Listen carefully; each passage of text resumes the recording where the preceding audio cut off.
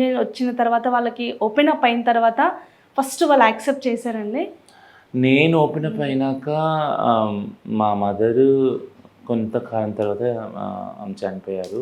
Surgery fail అయ్యి. మా ఫాదరుకి చాలా స్ట్రగుల్ అయ్యాను నన్ను యాక్సెప్ట్ చేయడానికి. బట్ నాతోనే ఉండేవారు. But still he accepted my transition. ఆ తర్వాత ఆయన ఇప్పుడు లేరు. బట్ స్టిల్ ఇద్దరు లేరు నాకు ఇప్పుడు. బట్ నాతో ఉన్న పార్ట్నర్ కానీ that's still challenging task and they are still facing the stigma around. Partner అంటే మ్యారేజ్ చేసుకున్నారా మీరు? లేదు, లివింగ్ రిలేషన్లో ఉన్నారు. ఎన్ని ఇయర్స్ అవుతుంది? చాలా అవుతుంది, 15 ఆల్మోస్ట్. ఓకే. అంటే లవ్ మ్యారేజా? మ్యారేజ్ కాదు, అంటే ఇద్దరు లవ్ చేసుకున్నారా? అంటే true. Okay, it's loving relationship. Okay. ఎవరండి? అయ్యో, పేరు నేను చెప్పాను, సారీ. పర్వాలేదు. అంటే మీరు లివింగ్ రిలేషన్లో ఉన్నట్టు వాళ్ళ ఇంట్లో తెలుసా? బహుశా తెలియదు. ఓకే. అంటే తను ఇప్పుడు ఎలాంటి ప్రాబ్లమ్స్ ఫేస్ చేస్తున్నారు? చాలా ప్రాబ్లమ్స్ ఫేస్ చేస్తారు. అంటే ఒక స్ట్రైట్ మ్యాన్ అయినప్పుడు ట్రాన్స్ మహిళనే ఎందుకు రిలేషన్షిప్లో ఉన్నావు నువ్వు, నీకు వేరే మహిళలు దొరకలేదా, సో కాల్డ్ సిస్ ఇంకా అందమైన వాళ్ళు చుట్టూ ఉన్న క్రిటిసిజం చేస్తారు. అది ఒకటి.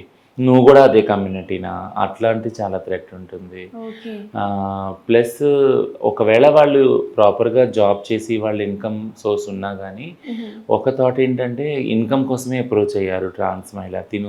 తిను జాబ్ చేస్తుంది కాబట్టి తినకు అందుకే స్టిక్ అయి ఉన్నారు. ఇట్లాంటి క్రిటిసిజం అంతా చాలా ఫేస్ చేయాల్సి వస్తుంది. తాను ఒకవేళ డిఫరెంట్ కమ్యూనిటీ అయితే ఆ కమ్యూనిటీలో కూడా చాలా క్రిటిసిజం ఫేస్ చేయాల్సి వస్తుంది. అంటే వాళ్ళన్న మాటలని మీ మీద ఏమైనా ఇంపాక్ట్ అయ్యావా? ఖచ్చితంగా రిలేషన్షిప్ మీద ఉంటుంది, ఖచ్చితంగా ఉంటుంది. ఎందుకంటే టాక్సిసిటీ ఏదైతే ఉందో అది ఏ రూపంలో వచ్చినా కానీ అది మన దాకా వచ్చినప్పుడు, అంటే రిలేషన్షిప్స్లో వచ్చినప్పుడు at the end of the day మేమిద్దరమే ఉంటాం కదా దాన్ని హ్యాండిల్ చేయాల్సిన వాళ్ళము. కాబట్టి తను ఏదైతే టాక్సిసిటీ తీసుకొని వస్తున్నారో బయట నుంచి అది నా వరకు వస్తుంది ఖచ్చితంగా. Then I will be the lone person who has to handle this. ఆ టాక్సిసిటీని తీసుకోవాలి, అదేవిధంగా దాన్ని ఎలా స్ట్రీమ్ అవుట్ చేయాలనేది నేనే చూడాలి at the end of the day. So I will do that. Actually I have to do it. Like అలాగే రచన గారు, మనం చూస్తున్నాం అంటే మీరు ట్రాన్స్లో కంప్లీట్గా వచ్చిన తర్వాత బేసికల్గా మీ కమ్యూనిటీకి జాయిన్ అవ్వాలంటే కనుక ఫస్ట్ వచ్చే వాళ్ళని ఎలా రిసీవ్ చేసుకుంటారు? ఏమైనా రూల్స్ ఉంటాయా? రూల్స్ ఏమి ఉండవు. అంటే ఆల్రెడీ ట్రాన్స్ అని ఓపెన్ అయ్యారా లేదా అన్నది ఒకటి చూస్తారు, ట్రాన్సా కాదా అన్నది చూస్తారు. అబోవ్ 18 years ఉన్నారా లేదా అన్నది.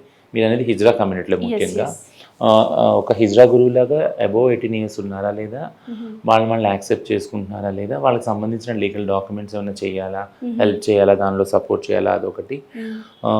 ప్లస్ గురువు చేయాల అంటే గురు శిష్య పరంపరని ఫాలో అవుతారు. రీతి ద్వారా ఆ రిలేషన్షిప్ స్టార్ట్ అవుతుంది.